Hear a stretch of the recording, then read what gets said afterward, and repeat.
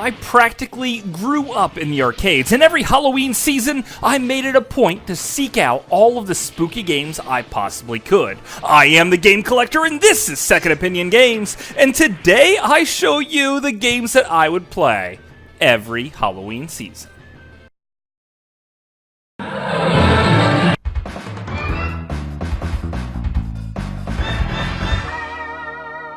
Second Opinion Games. Okay, so I loved going to the arcade so much when I was a kid. I used to jump on a tractor and ride over to the mall just so I could play a few arcade games with the $1.50 or so I had at the time. And I'm not talking a little garden tractor here. No, I am talking a full-on giant farm tractor. Because you have to be 16 to drive a car, but it doesn't matter what age you are if you're going to drive a freaking tractor, no matter how far it is away.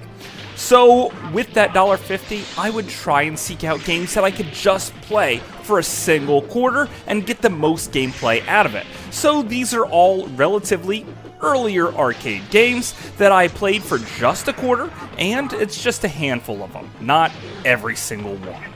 And I'm throwing quality out the window here. Some of these are good and some of these are bad, but these are all ones that I did play in October. First up, we have Dark Tower. Coming out in 1992, you play as a really bad 16-bit version of Charles Barkley. That's a terrible idea. And you just try to club all the creatures you could find. Some of the creatures resemble ones from the Ghosts and Goblins series, and you're essentially just trying to work your way down this Dark Tower. The game itself isn't particularly fun, and it's a little bit like Bubble Bobble if it was an absolutely horrible game. This one, the graphics are bad, the music's pretty bad, the gameplay's bad, but it cost a quarter, and sometimes I just wanted to see what the game had in store.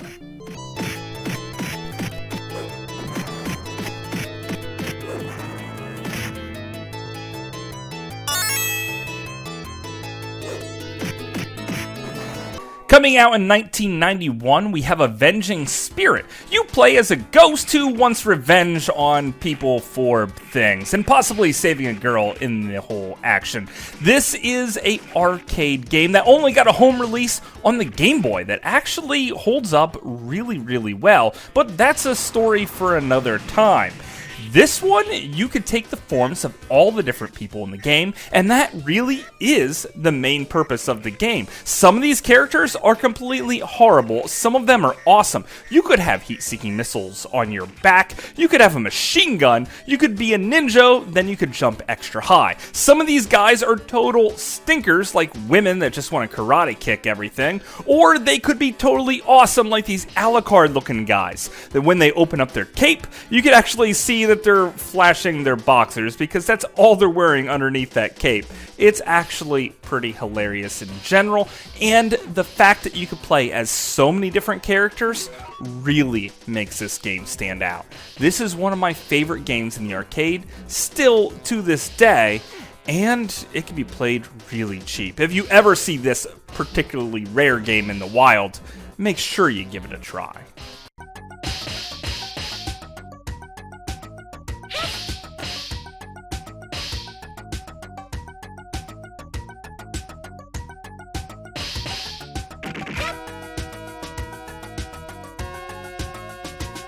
In 1988, we got Ghouls and Ghosts, taking place 3 years after the first game, Ghosts and Goblins. Once again, you have to save Princess Prin from the evil darkness of the world, and even Lucifer himself. This one is an action side-scrolling platform game that you could find relatively easy, and boy is it ever a quarter stealer, as holy crap is it ever difficult. Arthur, the Gallant Knight, can't wait to get in his underwear because the first time he gets tapped by anything, he strips completely naked except for his skivvies. And this game hosts tons of different weapons, but basically if you get the knife, just hold on to that.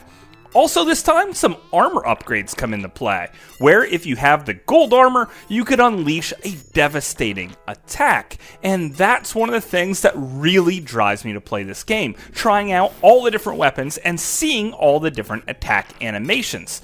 But like I said, it's so hard I rarely even finish the very first level of the game, and once I get the knife, I really don't feel like picking up the different weapons after I tried them for the very first time. This one is gorgeous, and the music is so good. It just sends me hurtling back in time every single time I hear it. Certainly worth the gameplay now or forever. You could also find it on the Sega Genesis, which I recommend you buy it immediately on eBay, or actually wait till January where you could find it dirt cheap. In October, the prices skyrocket.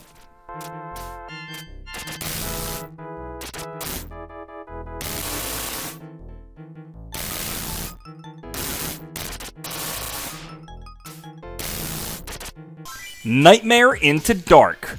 Coming out in the year 2000 by SNK, this arcade game looks totally beautiful. You could throw fireballs in this Bubble Bobble inspired game and catch your ghouls and ghosts ablaze. Eventually, they'll turn into a really big fireball that you could pick up and use as a weapon to toss at other enemies. They might release some type of gems for extra points or power-ups that you could use to power up your character, like extra firepower or move much, much quicker. Every 5 levels or so, you'll fight a ginormous boss, which is generally pretty fun to play. This one isn't so much a quarter muncher as you really have to think how you want to attack the levels. You could jump down through holes in the bottom and come out through the ceiling, which is always fun to do and adds to the strategery of every single mission. And this one is just great. Thank God he doesn't try to open up his robe, because our good guy is actually one of the ugliest good guys I've ever seen in a video game. If you could happen to find this one in the wild, please give it a try, because it's really quite fun. Nightmare Into Dark far from gives me nightmares. Matter of fact, it's like a really, really good dream.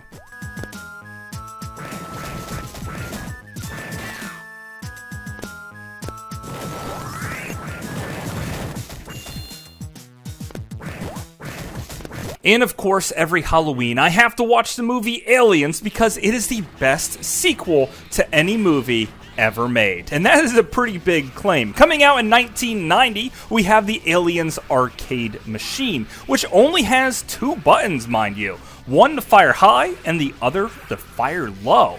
You have to use this to shoot low to kill the facehuggers, or to shoot high so you can walk rather quickly while fire. Instead of a 2D beat 'em up, you have a 2D walking side-scrolling shoot 'em up, which was actually pretty original for its time. It follows the story somewhat with the movies, where you have to try and save Newt from the aliens and get off the planet. There are some really cool driving levels here, which at the very first one at least, Newt gets stolen at the end. So you have to work your way through these deadly creatures and destroy them to get Newt back. Now the power-ups here are pretty cool as well. There's missiles and spread shot. I really enjoy the flamethrower. However, if you die, these power-ups tend to go away. There's even a level where you have to crawl through the vents with motion trackers. That beep, beep, beep sound from your motion tracker really frightens me to this day. In the movies, you gotta admit, that scene was really, really intense. You also get to ride an elevator of death, where the evil aliens try to snap the cords, sending you plummeting to your doom. And you'll even see your mechanized forklift, where you could use that to destroy your evil alien foes.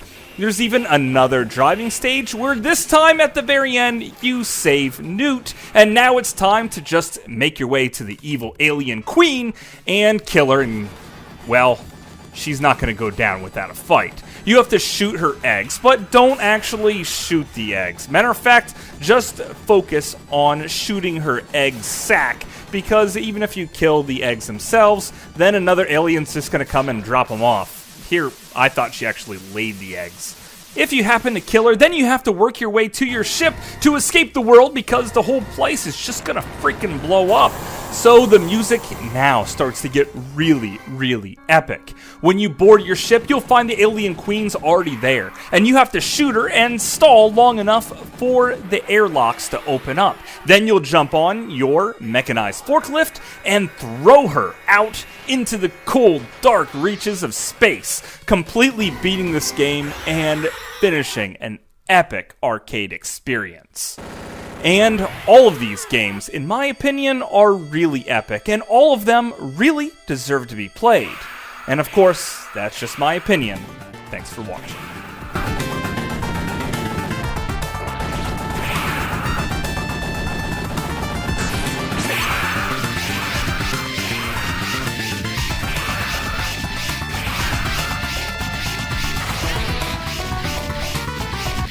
Hopefully you guys enjoyed this review as much as I did, and these aren't all of the arcade games I love, and I want to know about what arcade games you love, and hopefully you want to check out more of Avenging Spirit. It was actually in my Hidden Gems video for the original Game Boy, or maybe you just want to see what games I really love to play on Halloween itself. So hopefully you can click on those videos, and please let me know anything about any video game you want me to cover in the future. I'll be happy to hear it. So until later, I'll see you again, guys. Oh, Mario, hopefully you'll forever find love with Pauline.